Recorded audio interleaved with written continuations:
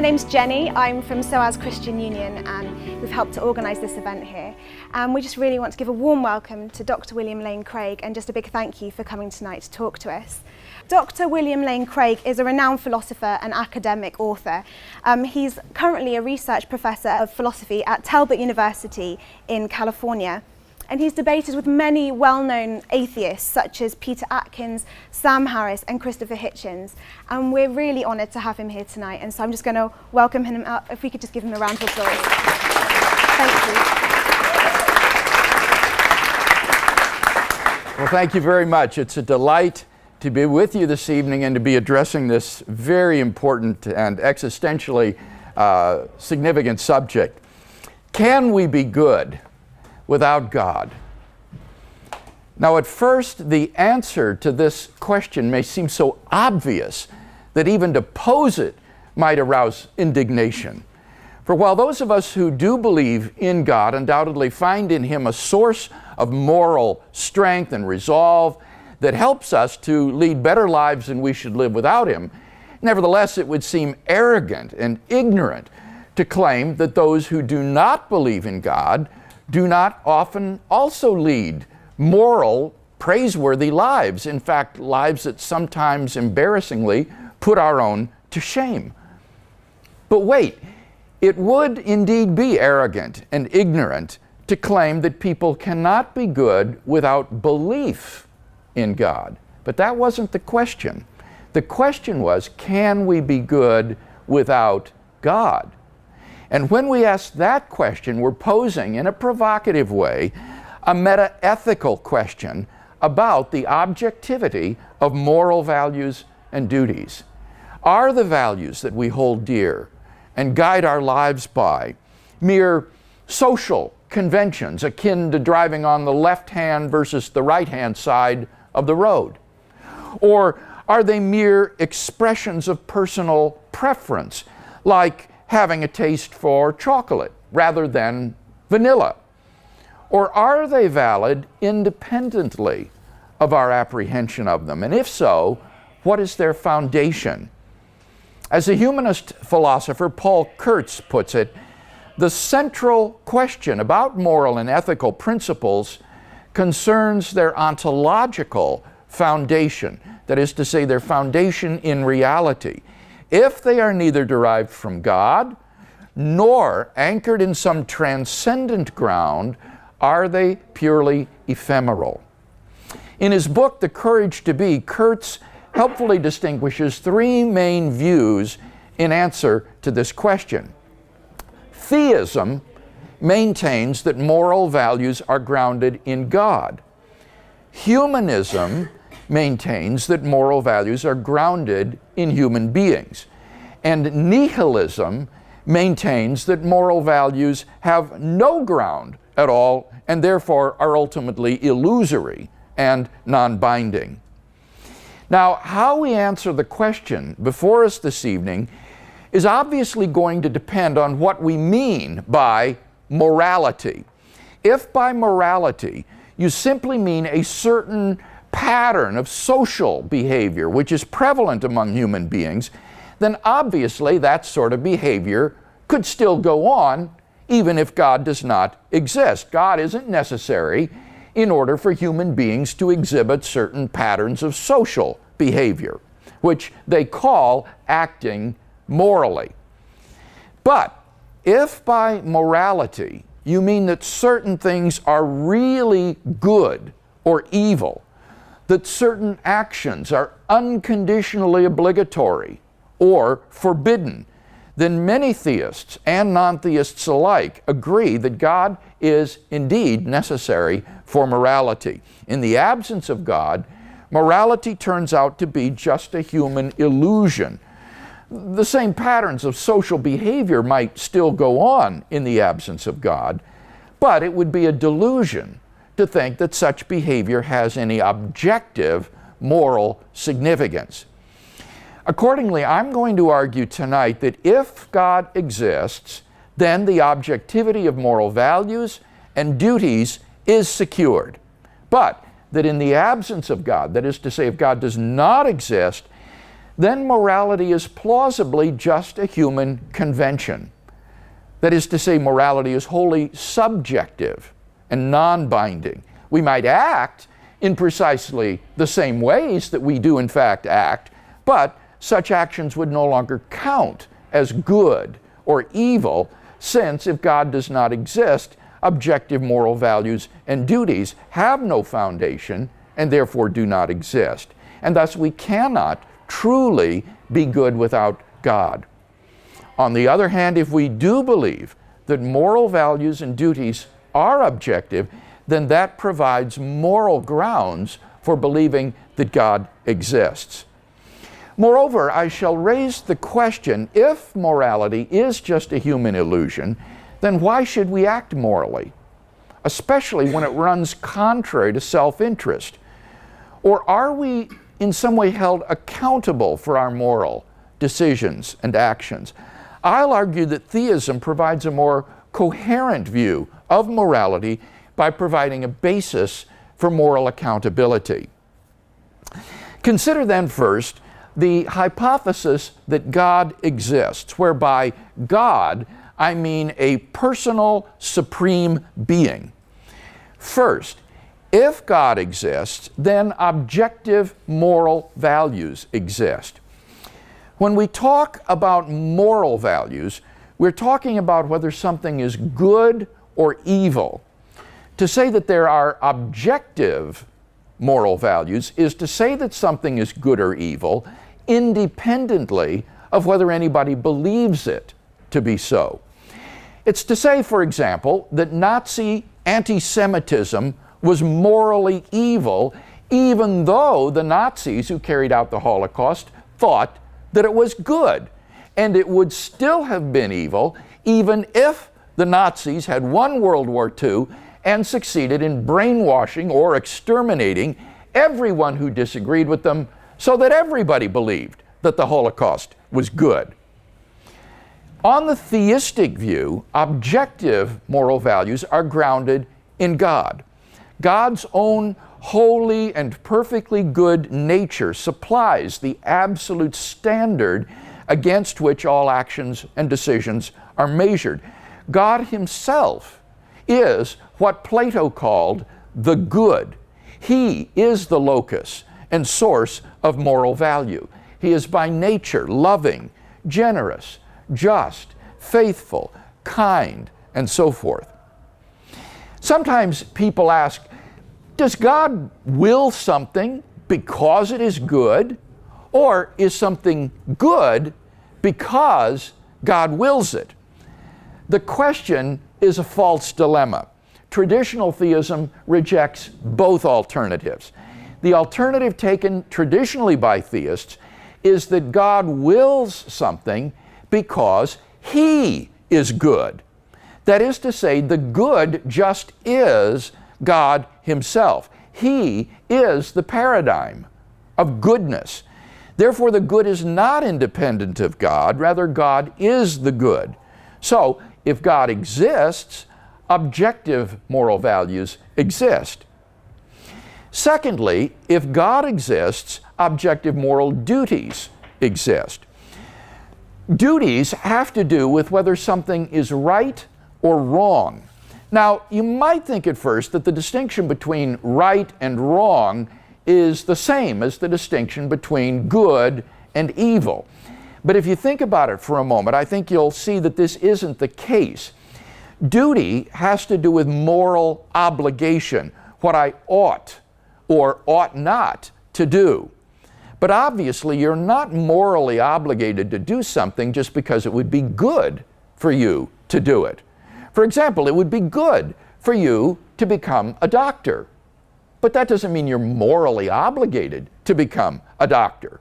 After all, it would also be good for you to become a firefighter, or a homemaker, or a diplomat, or a farmer, but you can't do them all. So there's a difference between moral duties and moral values. And to say that we have objective moral duties is, again, to say that we have certain moral obligations independently of whether we believe that we do. On theism, our moral duties are constituted by God's commands. God's moral nature is expressed in relation to us in the form of divine commands, which constitute our moral duties or obligations. Far from being arbitrary, these commands are reflections of His moral nature. His commands to us are therefore not capricious, but are rather the expression of His character. And therefore it makes no sense to ask, for example, if God were to command us to eat our children, would we be morally obligated to eat them? Because this proposition has an impossible antecedent, and therefore no non-trivial truth value. It's like asking, if there were a square circle, would its area be the square of one of its sides? The question has no meaningful answer because it's logically incoherent. Our duties, then, are constituted by God's commandments, and these in turn reflect His essential character. In the Judeo-Christian tradition, the whole moral duty of man can be summed up in the two great commandments. First, you shall love the Lord your God with all your heart, and with all your mind, and with all your strength, and with all your soul. And second, you shall love your neighbor as yourself. On this foundation, we can affirm the objective rightness of love, generosity, self-sacrifice, and equality, and condemn as objectively wrong selfishness, hatred, abuse, and discrimination and oppression. Finally, on the theistic hypothesis, God holds all persons morally accountable for their actions. Evil and wrong will be punished. Righteousness will be vindicated. Good ultimately triumphs over evil, and we shall see that we do live in a moral universe after all. Despite the inequities of this life, in the end, the scales of God's justice will be balanced.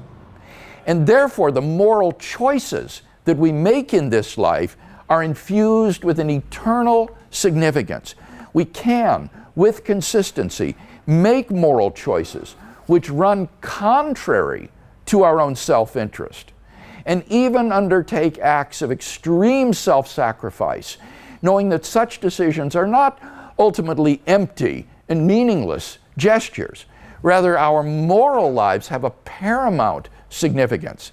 So, I think it's evident that theism provides a sound foundation for morality. Now, contrast this with the non-theistic hypothesis. First, if God does not exist, then what is the foundation for objective moral values? More particularly, what is the basis for the value of human beings? If God does not exist, then it's very difficult to see any reason to think that human beings are special or that their morality is objectively true. On the atheistic view, human beings are just accidental byproducts of nature which have evolved relatively recently on an infinitesimal speck of dust lost somewhere in a hostile and mindless universe in which are doomed to perish individually and collectively in a relatively short time. On a naturalistic view, moral values are just the byproduct of biological evolution and social conditioning, just as a troop of baboons exhibit cooperative and even self-sacrificial behavior because natural selection has determined it to be advantageous in the struggle for survival, so their primate cousins, Homo sapiens, exhibit similar behavior for exactly the same reason. As a result of sociobiological pressures, there has emerged among Homo sapiens a sort of herd morality, which functions well in the perpetuation of our species. But on the atheistic view, there doesn't seem to be anything about Homo sapiens that makes this morality objectively true and binding. The philosopher of science, Michael Ruse, reports, the position of the modern evolutionist is that humans have an awareness of morality because such an awareness is of biological worth. Morality is a biological adaptation, no less than our hands and feet and teeth. Considered as a rationally justifiable set of claims about an objective something, ethics is illusory. I appreciate that when somebody says, "Love thy neighbor as thyself," they think they are referring above and beyond themselves. Nevertheless, such reference is truly without foundation. Morality is just an aid to survival and reproduction, and any deeper meaning is illusory. End quote. If we were to rewind the film of human evolution back to the beginning and start anew, people with a very different set of moral values may well have evolved. As Darwin himself wrote in The Descent of Man, if men were reared under precisely the same conditions as hive bees, there can hardly be any doubt that our unmarried females would, like the worker bees, think it a sacred duty to kill their brothers, and mothers would strive to kill their fertile daughters, and no one would think of interfering. For us to think that human beings are special and that our morality is objectively true is to succumb to the temptation to speciesism, that is to say, an unjustifiable bias in favor of one's own species. The objective worthlessness of human beings on a naturalistic worldview is underscored by two implications of that worldview: materialism and determinism. Naturalists are typically materialists or physicalists who regard man as a purely animal organism. But if there is no mind or soul distinct from the brain, then everything we think and do is determined by the input of our five senses and our genetic makeup. There is no personal agent who freely decides to do something. But without freedom, none of our choices is morally significant. They're just like the jerks of a puppet's limbs, controlled by the strings of sensory input and physical constitution. And what moral value does a puppet or its motions have?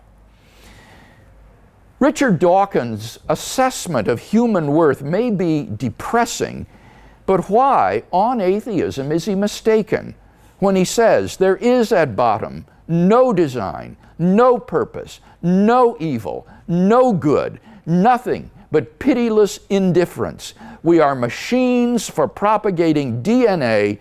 It is every living object's sole reason for being. If there is no God, then any basis for regarding the herd morality evolved by Homo sapiens as objectively true seems to have been removed. Take God out of the picture, and all you seem to be left with is an ape-like creature on a tiny speck of solar dust, beset with delusions of moral grandeur. Second, if God does not exist, then objective moral duties do not exist. If God does not exist, then what source remains for objective moral duties? Traditionally, our moral duties were thought to spring from God's commandments, such as the Ten Commandments. But if there is no God, then what basis remains for objective moral duties? On the atheistic view, human beings are just animals, and animals have no moral obligations to one another. When a lion kills a zebra, it kills the zebra, but it doesn't murder the zebra. When a great white shark forcibly copulates with a female, it forcibly copulates with her, but it doesn't rape her. For there is no moral dimension to these actions. They are neither prohibited nor obligatory. So if God does not exist, why think that we have any moral obligations to do anything? Who or what imposes these moral duties upon us? Where do they come from? it's very hard to see how they would be anything more than just a subjective impression arising in us as a result of societal and parental conditioning. Richard Taylor, who is an eminent ethicist, writes, "The modern age, more or less repudiating the idea of a divine lawgiver, has nevertheless tried to retain the ideas of moral right and wrong, not noticing that in casting God aside, they've also abolished the conditions of meaningfulness for moral right and wrong as well. Thus, even educated persons sometimes declare that such things as war, or abortion, or the violation of certain human rights are morally wrong, and they imagine that they have said something true and significant. Educated people do not need to be told, however, that questions such as these have never been answered outside of religion." End quote. Taylor concludes, "Contemporary writers in ethics who blithely discourse upon moral right and wrong and moral obligation without reference to religion are really just weaving intellectual webs in thin air, which amounts to saying that they discourse without meaning." On the atheistic view, certain actions, such as incest or rape, may not be biologically and socially advantageous, and so in the course of human development they've become taboo. But that does absolutely nothing to prove that rape or incest is wrong. After all, such behavior goes on all the time in the animal kingdom. If, as Paul Kurtz states, the moral principles that govern our behavior are rooted in habit and custom, feeling and fashion, then the rapist who goes against the herd morality is doing nothing more serious than acting unfashionably, the sort of moral equivalent of Lady Gaga, out of step with the herd. If there is no moral lawgiver, then there is no objective moral law which we must obey. Now, it's very important that we remain clear in understanding the question before us this evening. The question is not, must we believe in God in order to live moral lives? There's no reason to think that non-theists and theists alike cannot live what we normally characterize as good and decent lives. Similarly, the question is not, must we believe in God in order to recognize objective moral values? There is no reason to think that non-theists cannot recognize that we ought to say love our children rather than to harm them. Or again, the question is not, can we formulate a system of ethics without reference to God? If the non-theist grants that human beings do have objective moral value, then there's no reason to think that he cannot work out a system of ethics with which the theist will largely agree. Rather, the question is, if God does not exist, do objective moral values and duties exist? And I frankly see no reason to think that they would. Thus, if God does not exist, this has profound implications. It becomes impossible to condemn war, oppression, or crime as evil, nor can we praise love, equality, or self-sacrifice as good. It doesn't matter what values you choose, for there is no right and wrong. Good and evil do not exist. That means that an atrocity like the Holocaust was really morally indifferent. You may think that it was wrong, but the Nazi perpetrators who carried it out thought that it was good. In his book, Morality After Auschwitz, Peter Haas asks how an entire society could have willingly participated in a state-sponsored program of mass torture and genocide for over a decade without any serious opposition.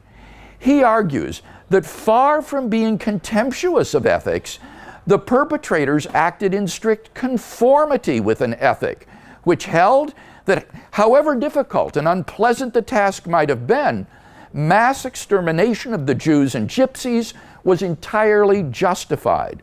The Holocaust, as a sustained effort, was possible only because a new ethic was in place that did not define the arrest and deportation of Jews as wrong, and in fact defined it as ethically tolerable and even good. Moreover, Haas points out, because of its coherence and internal consistency, the Nazi ethic could not be discredited from within.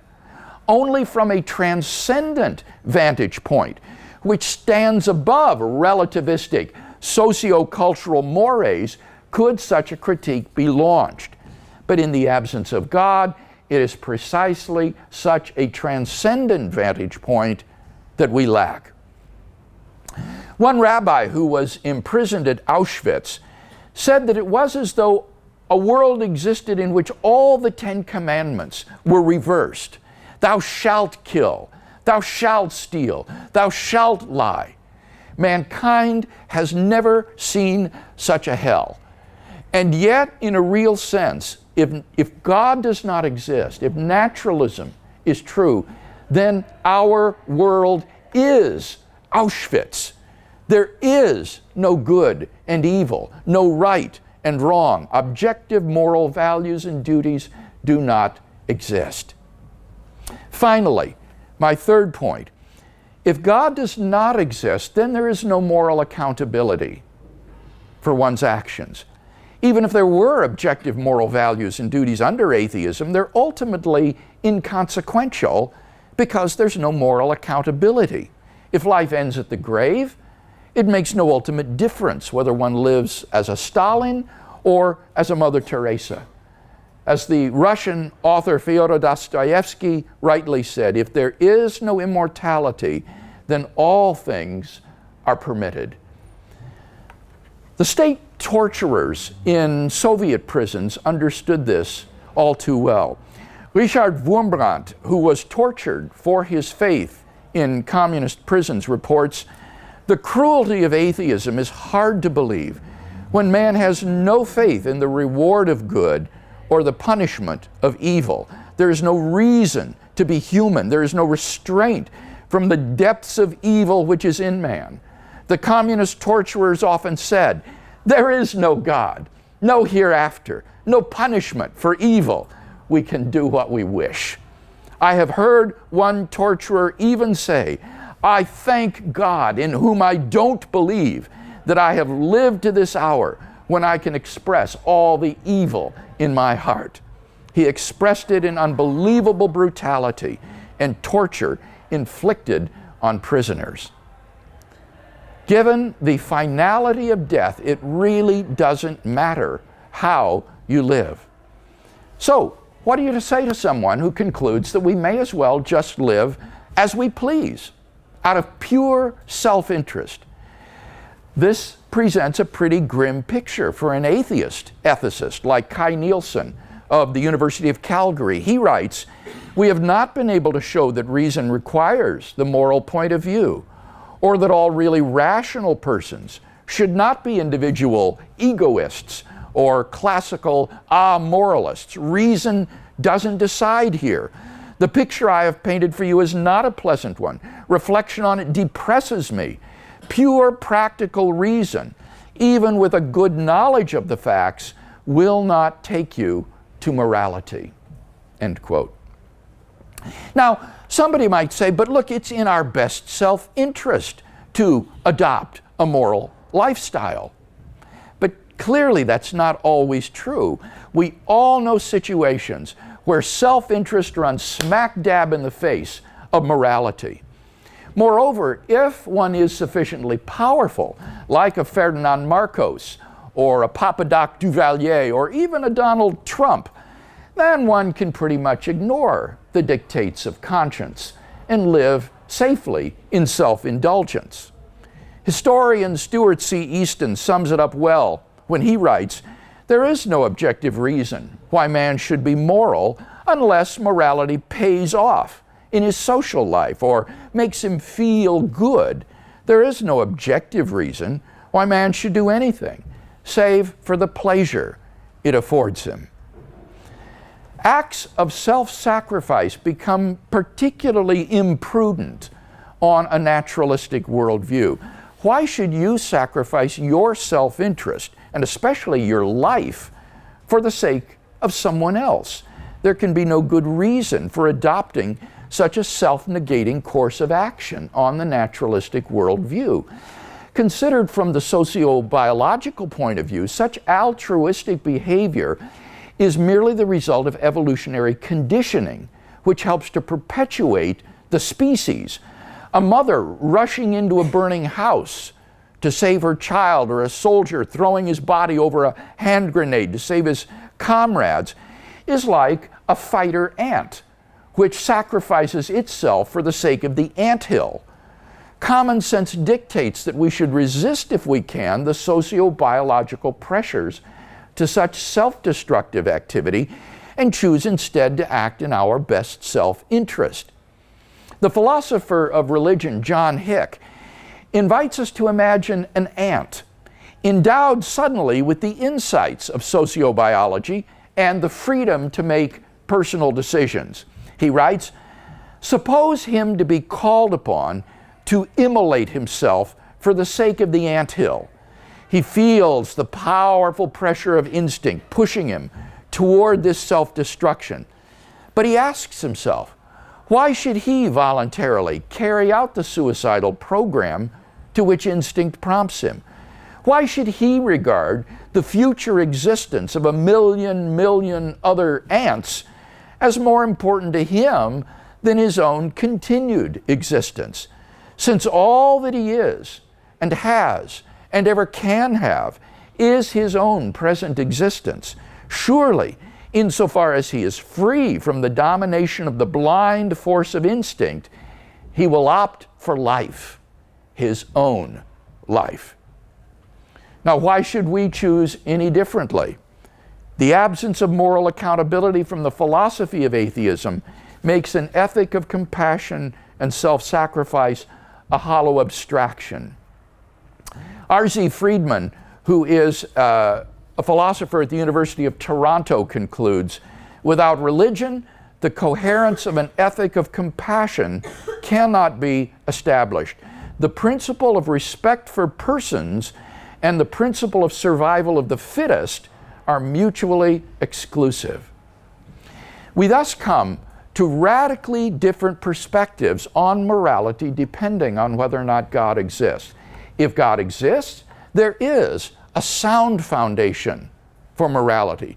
If God does not exist, then it's plausible that there are no objective moral values, no objective moral duties, and no moral accountability. We are ultimately landed in nihilism.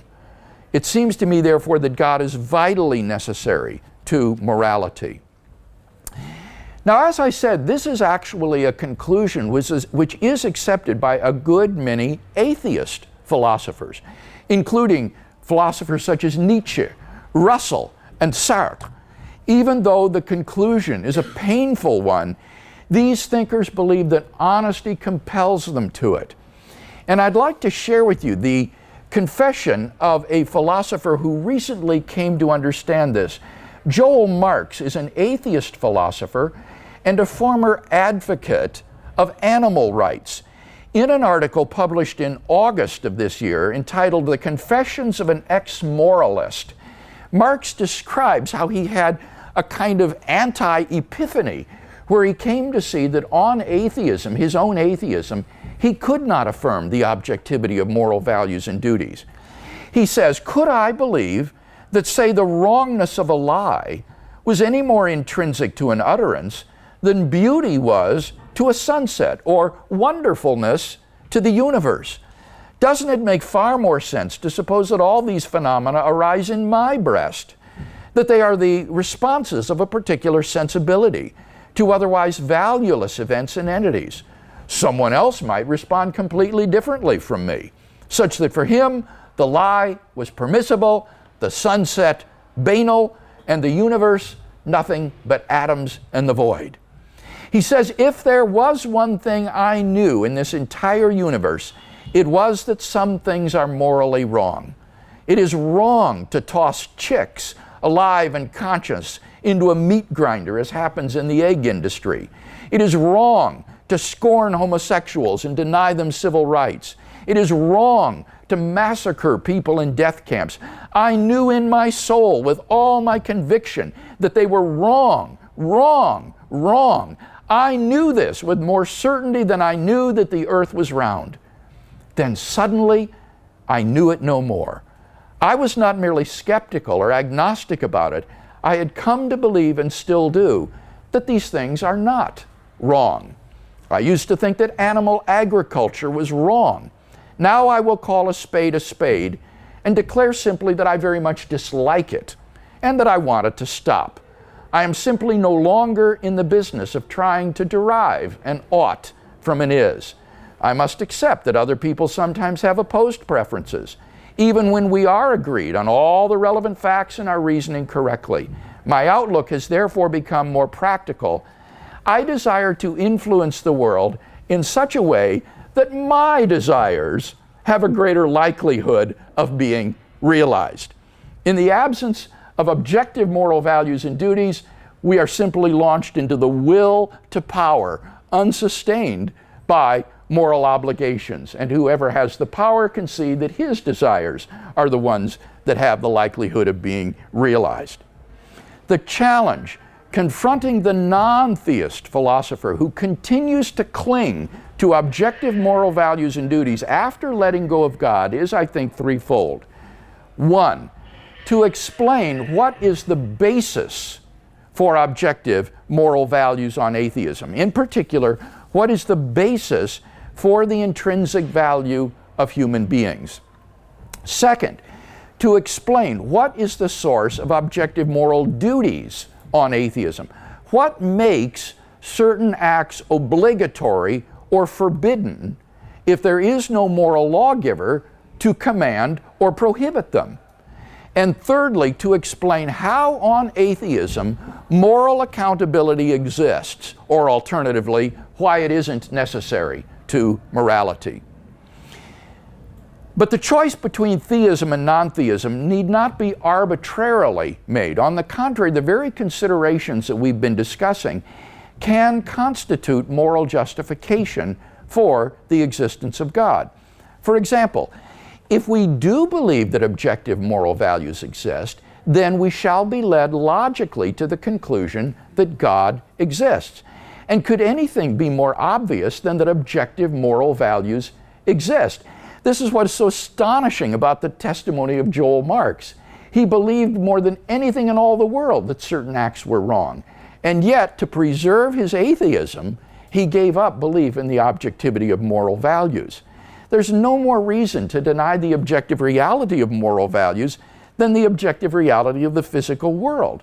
The reasoning of somebody like Michael Ruse is, at worst, a textbook example of the genetic fallacy, and at best, only proves that our subjective apprehension of moral values and duties has evolved.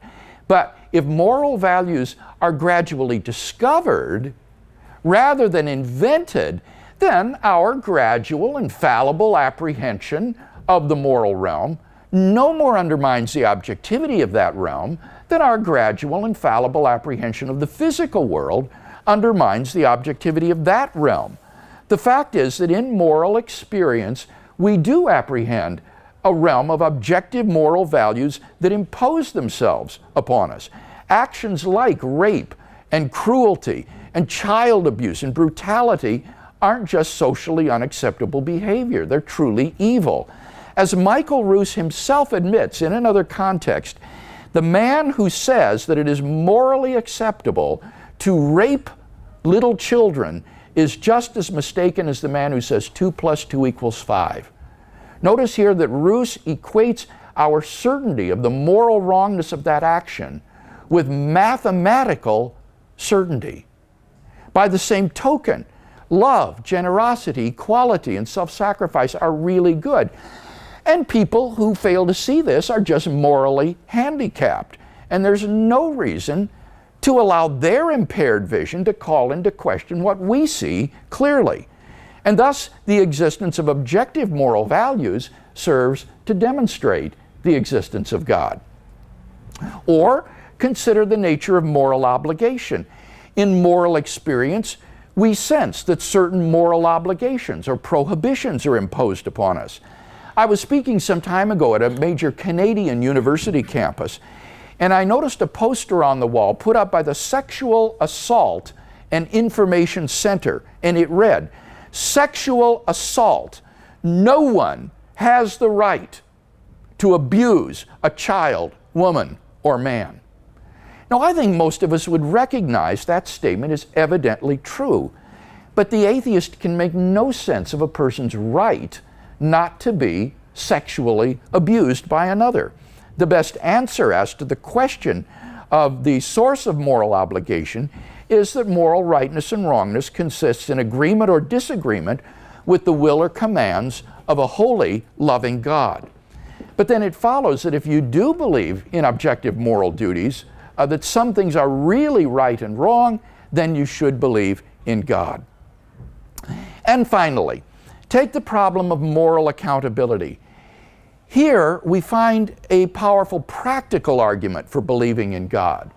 According to the philosopher William James, practical arguments can be used only when theoretical arguments are insufficient to decide a question of urgent and pragmatic importance. But it seems obvious that a practical argument could also be used to back up or motivate the acceptance of the conclusion of a theoretical argument. To believe, then, that God does not exist and that there is thus no moral accountability would be quite literally demoralizing, for then we'd have to accept that our moral choices are ultimately insignificant, since both our fate and that of the universe will be the same, regardless of what we do. And by demoralization, I mean a deterioration in moral motivation. It's hard to do the right thing when that means sacrificing your own self-interest, or when desire is strong. And the belief that ultimately it doesn't matter what you do or choose is apt to sap one's moral strength and so undermine one's moral life. As Robert Adams observes, having to regard it as very likely that the history of the universe will not be good on the whole, no matter what one does, seems apt to induce a cynical sense of futility about the moral life, undermining one's moral resolve and one's interest in moral considerations. By contrast, there is nothing so likely to strengthen the moral life as the beliefs that one will be held accountable for one's actions and that one's choices do make a difference in bringing about the good. Theism is thus a morally advantageous belief, and this, in the absence of any theoretical argument establishing atheism to be the case, provides practical grounds for belief in God and motivation to accept the conclusion of the two theoretical arguments that I just gave. So, in conclusion, theological, meta-ethical foundations do seem to be necessary for morality. If God does not exist, then it's plausible to think that objective moral values, moral duties, do not exist, and that there is no moral accountability in the world. The horror of such a morally neutral world is obvious. If, on the other hand, we hold, as I think it is rational to do, that objective moral values and duties do exist, then we have good grounds for believing in the existence of God. In addition, we have powerful practical reasons for embracing theism in view of the morally bracing effects which belief in moral accountability produces. So, in conclusion, we cannot then truly be good without God, but if we can, in some measure, be good, then it follows logically that God exists.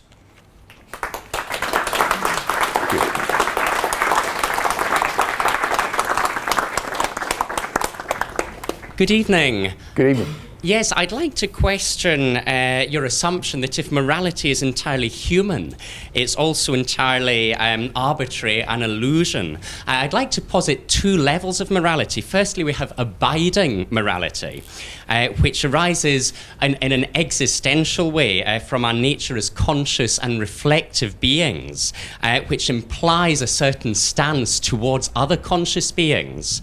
So that by extension, for example, if we experience pain, by extension we shouldn't cause pain. Then on another level we have social morality, which isn't abiding, but neither is it arbitrary, because it's created through history by a historical process. So I think we should change perspective and not deal with morality in terms of objectivity, but rather in degrees of abidingness. Thank you very much. Okay. Thank you for the question. I do want to stick with the notion of objectivity in the way that I defined it, namely that these values or duties are binding and valid whether anybody believes them or not. Now, obviously, social mores or social morality that you described isn't independent of the way people think and believe. That would exemplify a subjective point of view. But the first kind of morality that you talked about, I think you called it abiding morality. There you see, I don't see why one should think that those creatures that have this sense in the first place have intrinsic moral value. On an atheistic naturalistic view, any kind of social animal like elephants or even pigs show the rudiments of this kind of social cooperation and nature, and it becomes then more augmented in primates and finally in Homo sapiens. But I don't see on naturalism any reason to think that these primates on this planet have a sort of objective, intrinsic moral worth, nor do I see any ground for thinking that they have duties to each other, that there's some sort of a prohibition against causing pain to one another. Animals cause pain to each other all the time. Why think that there is an objective prohibition that they can't cause pain to each other, and why think that they have an obligation to do certain things for each other, like say for mothers to feed their young? I don't see that that is anything more than just instinct programmed into them by evolution. It has survivability value, but for my lights, I just don't see any reason in the absence of a transcendent ground for value and duty to see that these are objective. And so I do want to stick with the word objective. You talk about moral accountability in Christianity. Yes. And that God would somehow punish wrongdoers and reward people who do the right thing. Yes? Pardon me? That God would reward people for doing the good things and punish wrongdoers. Well, it's more subtle than that on Christianity, but there is moral accountability. Yes, it's only about accepting Jesus Christ as your personal Savior. You yes, could go exactly. Off, rape, murder, kill, and on your 90th birthday, the day before you die, say, you know what, I accept Jesus, and be completely truthful in that, and you would go to heaven. Whereas the victim that you sliced apart, raped, murdered, if they found that they couldn't believe in God after that experience, they would go and burn in hell forever. That is, am I misrepresenting you there, or is that the truth? No. That's right. So as I said, it is more subtle than the way you expressed it. If a person acknowledges his moral sin or failure and sincerely turns to God in deep contrition and repentance, then God, as a loving God, will forgive him. God is not some sort of hard-hearted, indifferent being who says, no, you're going to get yours. The Christian view of God is that God is a gracious, loving, heavenly Father who is anxious to forgive the sinner, who is truly contrite. And so that person will be forgiven if on his 90th birthday he turns to God in genuine contrition. Now, that doesn't mean, however, that his sins go unpunished, because you see, on the Christian view, Christ bears the penalty for those sins. On the cross, Jesus suffers the penalty for the sins of the whole world, so that the demands of God's justice are met. It's not as though God just blinks at sin. His wrath and justice is poured out, but Christ bears it as our substitute, so that one needn't bear it himself.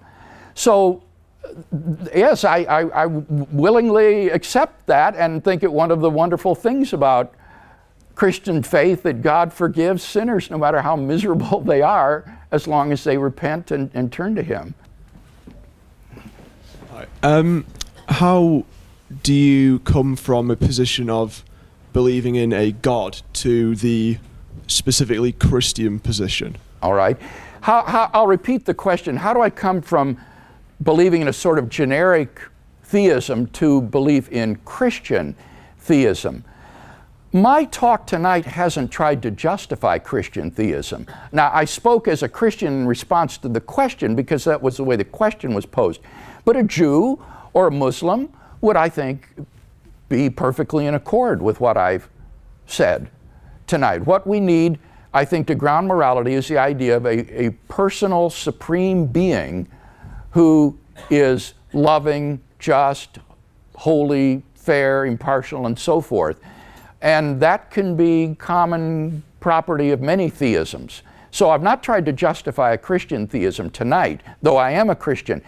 If you were to ask me how would I justify Christian theism, it would be through looking at the historical person, Jesus of Nazareth, at his claim to be the absolute revelation of God, that in himself the kingdom of God had entered human history, and then especially his resurrection from the dead. If Jesus really did rise from the dead, then it seems to me that God has publicly and unambiguously vindicated this man's allegedly blasphemous claims for which he was crucified.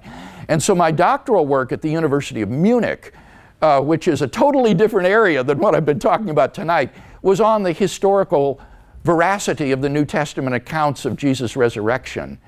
And if you're interested in that, you could look at our website, reasonablefaith.org, and you'll find there articles on the historical credibility of the New Testament narratives with respect to Jesus of Nazareth, his claims and his resurrection. But it would be on that basis that I would move beyond generic theism to a specifically Christian theism.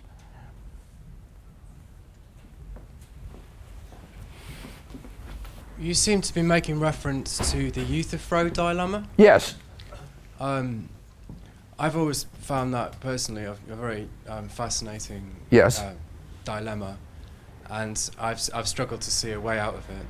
You seem to suggest a third option of some sort. Was that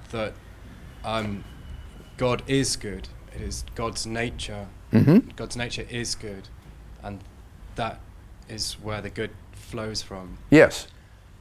I'm struggling to see how that's different from one of the horns of the dilemma, as you can probably guess. All right. Which one it is. All right. I'll say it anyway. It's if the dilemma would be something like goodness, God does good. Goodness is what God wills. Right.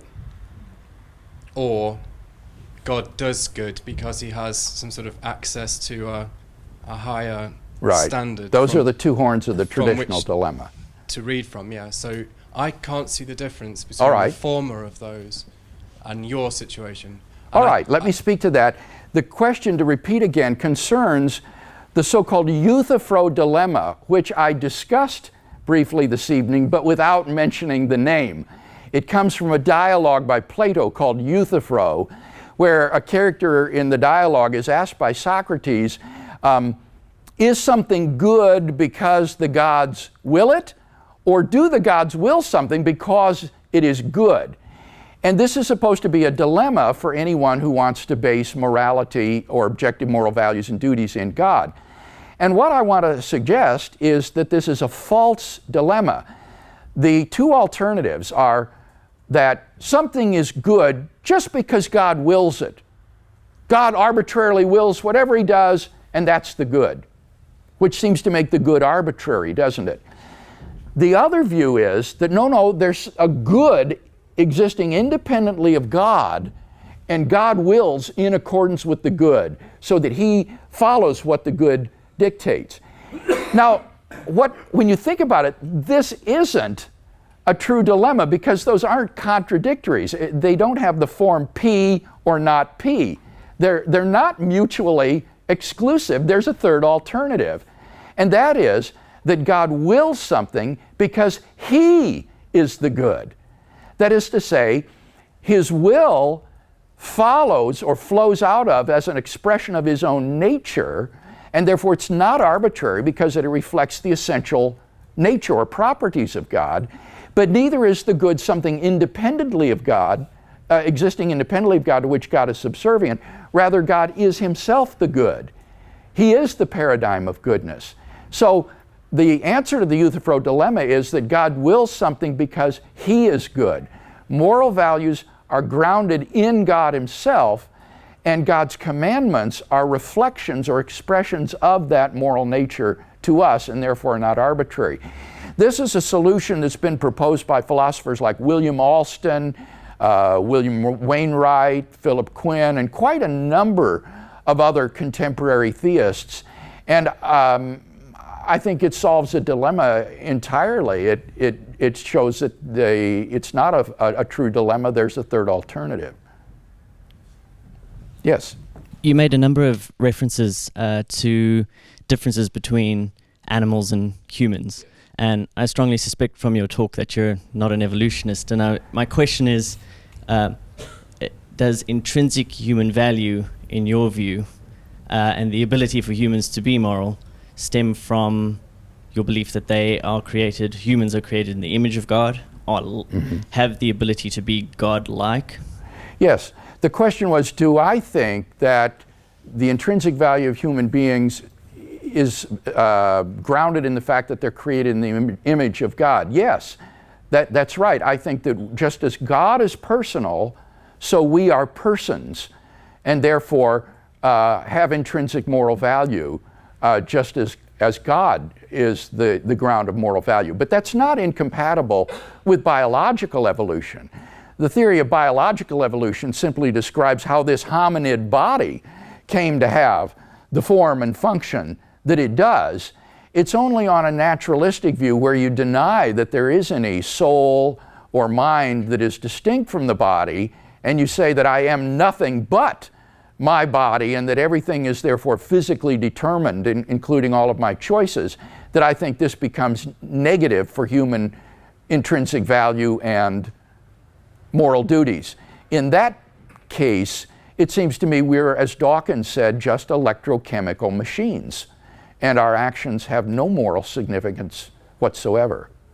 Yes? Surely just because you find that would be detrimental to human moral values doesn't make it wrong. Nature isn't as you would wish it to be for the best of humanity. Yeah. Nature is indifferent towards us. Okay, he said, just because you find that detrimental to morality doesn't make it wrong. Now, when you said wrong, you didn't mean morally wrong, did you? You meant incorrect.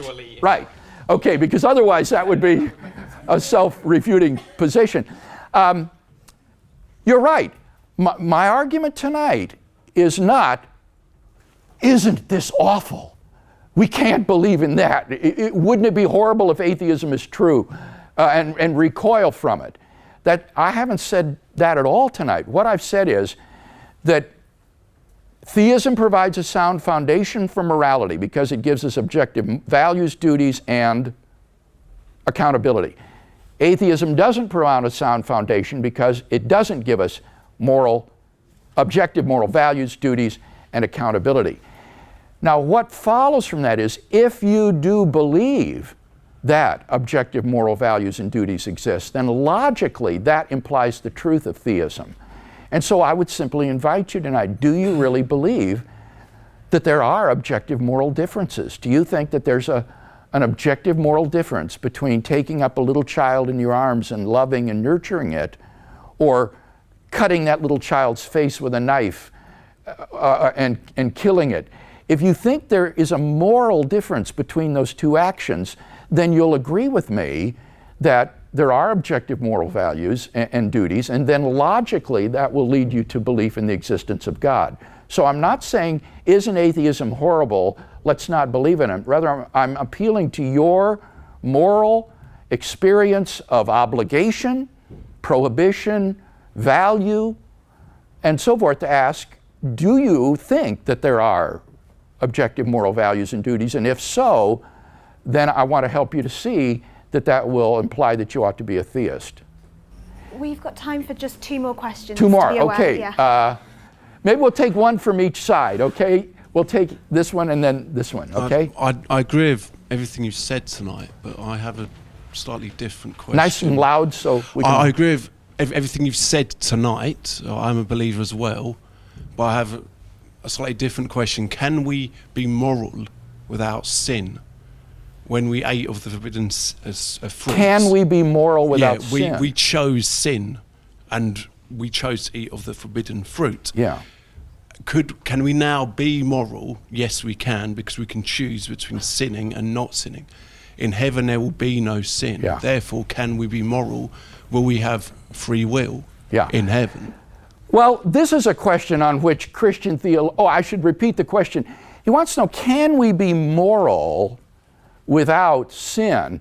And particularly in heaven, how could people be moral without falling into sin? And this is a question that the Bible just doesn't address. And so it's an open question for theological speculation and reflection. Here's my speculation, okay? Take it or leave it. I think that it's possible that when we go to heaven and we see God in all his beauty and attractiveness, a beauty and attractiveness which is now veiled in a certain extent. God has created us at an arm's length so that we're not overpowered by his glory and beauty, which allows us, I think, the freedom to resist him and reject him. God accords us that freedom. But when we go to heaven and are in the presence of God and see him in all his beauty and attractiveness, the vision of God will be so overwhelming that the freedom to sin will be effectively removed. It would be like iron filings in the presence of a huge electromagnet. They would just cling to the magnet and wouldn't be able to fall away. So I see this life as a kind of veil of decision making during which God has created us at a kind of epistemic distance or arm's length that allows us the freedom to choose for or against him. And then when we go to heaven, that distance is removed. Paul, the apostle in the New Testament, says, now we see through a glass dimly, but then face to face. And I think that vision of God, which the medieval theologians called the beatific vision, will be so powerful that it would effectively remove the ability to sin. All right, one more question over here. With sort of the current state of affairs across societies across the world, where we have utilitarianism and cultural relativism being the main moral theories, and we now have the dilemma which you spoke of, which that atheistic philosopher had, whereas do I shy away from objective morals and go towards atheism and amoralism proper, or can I then relapse back into God? And which way do you think that the world is heading at the moment? Wow, what an interesting question. Okay, he wants to know which way do I think the world is heading, toward an affirmation of theism and morality or away from it.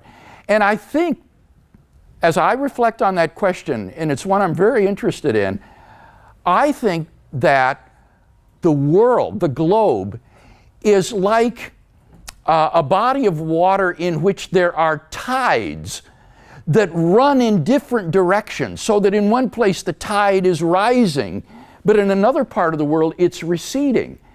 And what we experience in Western Europe and North America, I think, tends to be a rising tide of secularism, where theistic belief is beleaguered and under siege by secular atheistic philosophy.